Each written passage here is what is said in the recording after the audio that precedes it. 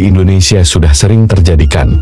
Apalagi buruh-buruh di Indonesia suka kasihan ngeliat buruh yang lagi memperjuangkan haknya, bukan yang ngedapetin haknya, tapi malah kehilangan nyawanya. Nah, ada satu cerita dari salah satu buruh yang ikutan demo dan melihat kematian buruh lain di depan matanya secara tragis pada tahun 2007. Jadi kita sebut aja buruh yang ngeliat ini tuh namanya Rizky. Rizky ini umurnya 22 tahun, dan dia adalah salah satu buruh pabrik di luar Jakarta yang pengen demo ke depan gedung-gedung pemerintahan yang ada di Jakarta. Kenapa Rizky mau ikutan demo? Karena dia tuh ngerasa kalau upah dia gak sebanding sama pekerjaan dia yang berat setiap hari. Dia intinya pengen minta kenaikan upah. Berangkatlah Rizky dan buruh-buruh lainnya naik kereta ke Jakarta sekitar jam 5 pagi. Buruh-buruh yang lain semangat banget buat ikutan demo. Sampai Jakarta sekitar jam 7 pagi langsung jalan kaki ke salah satu gedung pemerintahan. Sampai mereka langsung demo, teriak-teriakan pakai spanduk yang dicoret-coret gitu. Heboh banget pokoknya. Yang bikin Rizky kaget, ternyata ada buruh lainnya yang makin lama makin banyak nambahnya. Karena udah bukan dari pabrik dia aja, tapi dari banyak pabrik juga dateng demo bareng. Si Rizky yang ngerasa kecapean, dia berusaha keluar dari kerumunan buat beli minum di belakang, tapi dia kedorong-dorong terus sama buruh-buruh yang lainnya. Nggak kebayang berarti sepadat apa itu sampai jalan aja sesusah itu. Dan karena makin lama makin siang, jadi matahari makin terik, Rizky jadi makin ngerasa dehidrasi banget. Dan dia juga bilang katanya, dia udah gak kuat banget buat lanjutin. Akhirnya dia pelan-pelan berusaha jalan lagi ke belakang.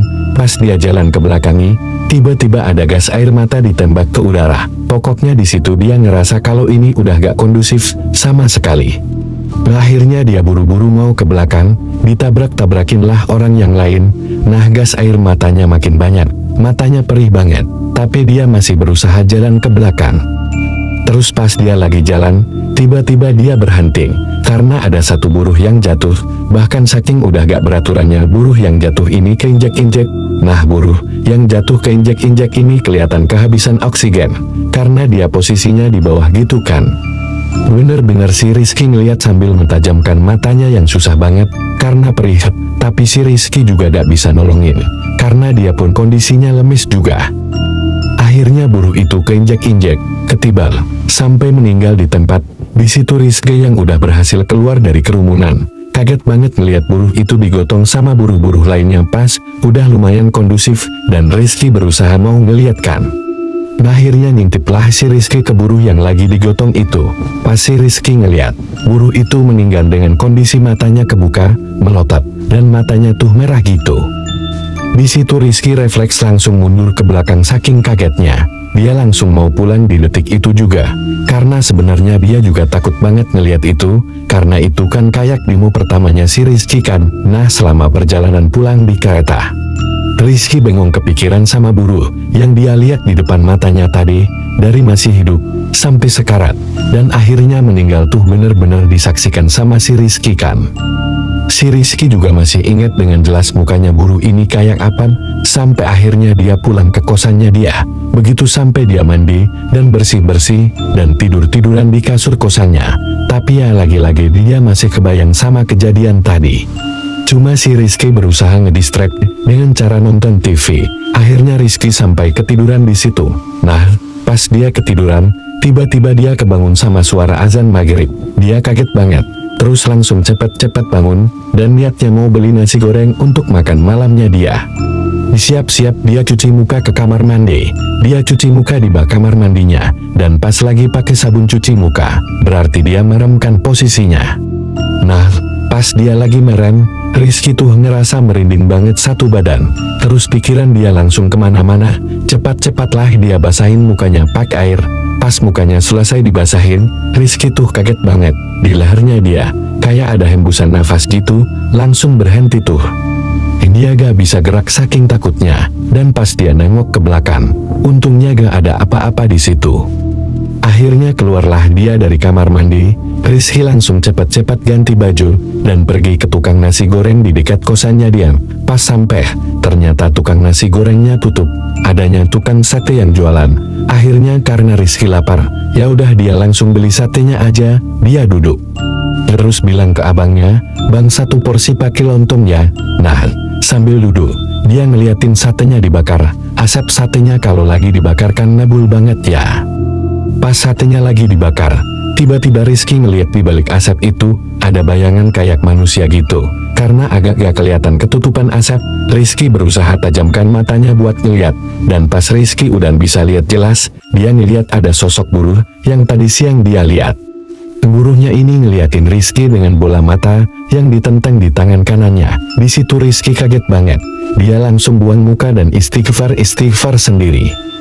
Gak lama satenya jadi, dia langsung ambil dan dia bayar, balik ke kosan. Pokoknya dia jalan cepat-cepat banget, sambil istighfar, dan akhirnya sampai ke kosannya. Sesampainya di kosan, dia langsung masuk kosan, buru-buru tutup pintunya, dan kunci pintu kamar kosannya.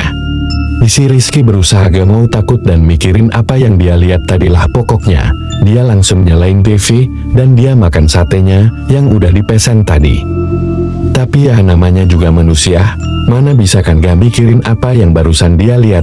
Lumayan kepikiran tuh si Rizky di situ, ibaratnya kayak, kenapa dia dihantuin sama buruh itu.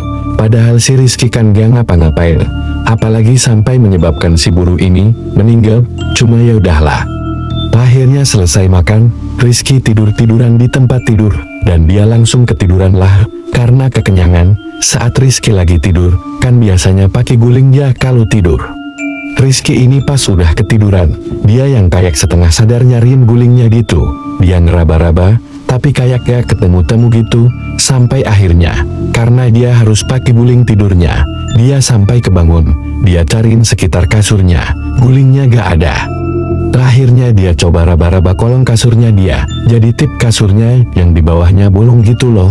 Pas dia raba-raba, ketemu tuh, ternyata gulingnya dia jatuh ke bawah. Akhirnya berusaha ditarik sama Rizky si gulingnya ini, padahal guling kan harusnya ringan banget, tapi pas ditarik-tarik sama Rizky gak bisa, kayak susah gitu. Akhirnya Rizky turun ke lantai buat ngambil guling ini, dan pas dia narik gulingnya, ketariklah.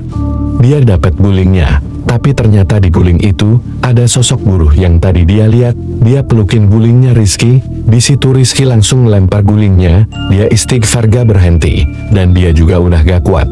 Akhirnya pelan-pelan dia sambil istighfar, sambil keluar dari kamar kosannya.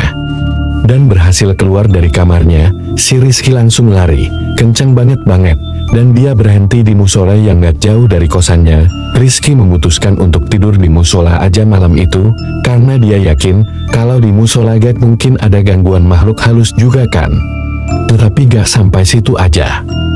Pas Rizky mau masuk musolanya, baru aja dibuka sendal sebelahnya. Pas dia lihat kanan, ada sosok buruh itu lagi ngeliatin Rizky dari bawah pohon yang lumayan jauh dari musola, sambil masih nenteng bola mata sebelahnya. Di situ Rizky langsung mempercepat langkah buat masuk musola, dan begitu masuk, Rizky gak sengaja ketemu sama Ustadz di dalam situ. Langsunglah Rizky sambil masuk dan konsul sama si Ustadz ini, ngasih tahu kalau tadi siang dia lihat satu buruh yang meninggal di tempat, tapi sampai sekarang dia masih diikuti sama sosok buruh yang udah meninggal ini, bahkan dengan kondisi yang gak wajar. Ngedenger itu, Ustadz itu langsung ngajak Rizky buat sholat isya dulu, baru lanjut ngobrol lagi. Dan pas sholatnya udah selesai, Musa dipanggillah sama si Ustadz ini. Di situ Ustadz itu bilang, kalau misalnya si sosok buruh ini mau menyampaikan pesan ke Rizky, tapi ya Rizky gak percayakan. Cuma setelah ngobrol panjang lebar, ternyata dia percaya kalau misalnya si Ustadz ini bisa ngelihat hal-hal yang kayak gitulah. Bahkan bisa sampai berkomunikasi juga si Ustadz itu. Katanya, sosok buruh ini sedih banget dan ngerasa yang bisa bantu cuma si Rizky ini. Dia mau minta tolong kasih tahu keluarga di kampung kalau dia udah gak ada. Cuma si buruh ini bingung banget gimana caranya. Akhirnya dia ngikutin Rizky kemanapun si Rizky ini pergi. Di satu sisi kasihan, dia kan nyatanya cuma mau nyampein pesan ya. Tapi kita sebagai manusia ngeliat ada sosok yang ngikutin kita, kita pasti gak ngerti maksud dia apa. walaupun dia cuma mau nyampein pesannya doang. Tapi, kalau kita diliatin kayak gitu, serem banget sih. Jadi hitungannya yang malah jadi ketakutan, karena kita gak ngerti kadu, dan akhirnya si Rizky ini mengikuti apa kata Ustadz. Dihubungilah keluarga si buruh ini. Tentu aja keluarga yang di kampung sangat shock dan juga berterima kasih kepada Rizky telah memberitahukan. Semenjak itu Rizky gak pernah diganggu lagi sama si buruh itu, dan si buruh bisa pergi dengan tenang.